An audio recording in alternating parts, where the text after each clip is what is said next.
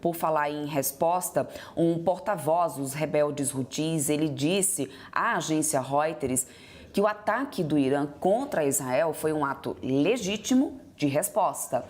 A gente lembra aqui, inclusive, que os Houthis do Iêmen, eles já vêm atacando há vários meses navios de Israel no Mar Vermelho, como uma resposta à guerra em Gaza, inclusive. E eu lembro que antes desse ataque, na noite desse sábado, a gente também teve um navio sendo atacado pelo Irã, sendo apreendido pelo Irã, como mesmo um início do que viria pela frente desse ataque telegrafado, como a gente já vem falando aqui desde o início dessa cobertura especial. Então eu volto aqui com a Fernanda também e com o professor Sandro para poder a gente continuar tentando entender esses próximos passos, né? Porque a gente pode ter uma manifestação vindo por parte de Israel, essa é a iminência a qualquer momento realmente, mas tudo a depender desse posicionamento do que a gente poderá ter nessa reunião do G7, ou seja, o gabinete de guerra de Israel pronto a acontecer a qualquer momento, essa reunião trazer uma decisão a qualquer momento, só para contextualizar para quem está em casa nos acompanhando agora.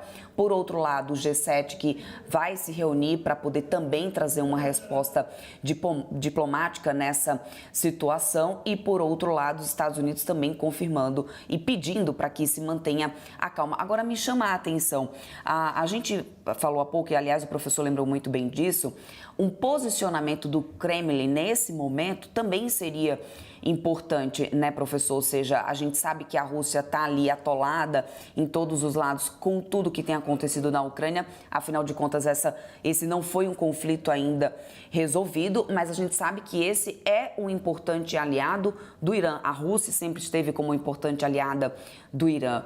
Ou seja, o que esperar também da Rússia nesse momento? Começo com você, Fernanda.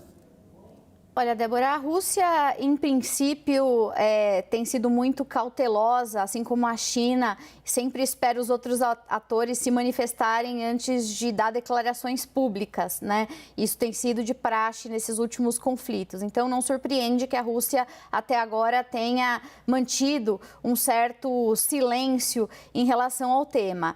Mas, ainda assim, a gente pode resgatar esse posicionamento olhando para algumas semanas atrás, né, quando houve o ataque ao consulado do Irã em Damasco, de onde tudo isso começou, em princípio, né, pelo menos essa última leva de acusações entre os dois países. E naquele momento a Rússia ficou ao lado do Irã, considerou os ataques como inaceitáveis, foram as expressões manifestadas em várias das vezes em que esse assunto veio à tona, né? Então o termo sempre foi esse, mas ao mesmo tempo em que a Rússia deixou clara a aliança com o Irã e, portanto, empreendeu uma crítica a Israel naquele momento, ela também demonstrou há poucos dias atrás uma preocupação grande em relação à escalada desse conflito, já sabendo que haveria uma possível resposta de Israel, e manifestou publicamente a preocupação, e aí eu estou citando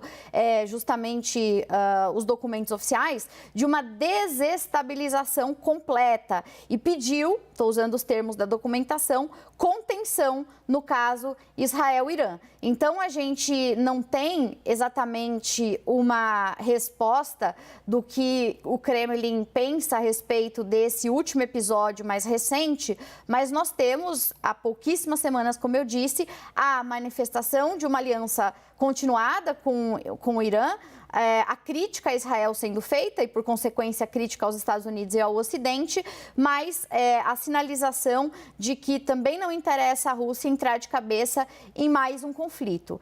Isso é o que dá para dizer nesse momento em relação ao Kremlin, né? Me parece que vale a pena destacar que essas sinalizações anteriores, elas já dão um pouco o tom do que a gente pode esperar pela frente. Até porque, como eu já falei mais cedo, a Rússia tem os seus próprios problemas a administrar, né? Sobretudo a guerra da Ucrânia, que não acabou e longe disso, continua drenando recursos russos com bastante intensidade. Sem falar da necessidade de manter a coalizão de poder no Kremlin, que não é fácil, né? Acabou de ter eleições por lá, eleições que que, claro, confirmaram o favoritismo de Putin, mas que também trouxeram à tona as dificuldades que um sistema autocrático enfrenta com o passar do tempo para se manter no poder, silenciando aliados e uma série de coisas. Então, de novo, acho que a Rússia não deve surpreender, pelo menos num primeiro momento, em relação ao que outras potências têm feito. Inclusive porque a Rússia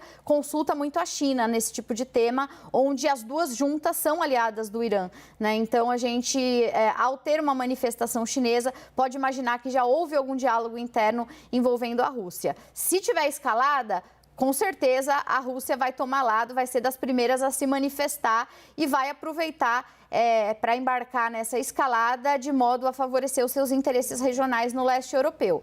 Mas não me surpreende que, por enquanto, eles tenham deixado as coisas no estado em que a gente as acompanha. Débora, eu queria depois ouvir o professor e retomar, se a gente tiver tempo, quem sabe no próximo jornal, essa questão que a gente acabou de tratar, né, sobre o direito de resposta, a convenção que permitiria essa retaliação iraniana. Esse é um tema bem escorregadio, eu acho que vale a pena a gente falar sobre ele, mas antes, claro, vou ouvir aqui o professor, se a gente tiver a oportunidade de voltar a ele, acho que vale a pena.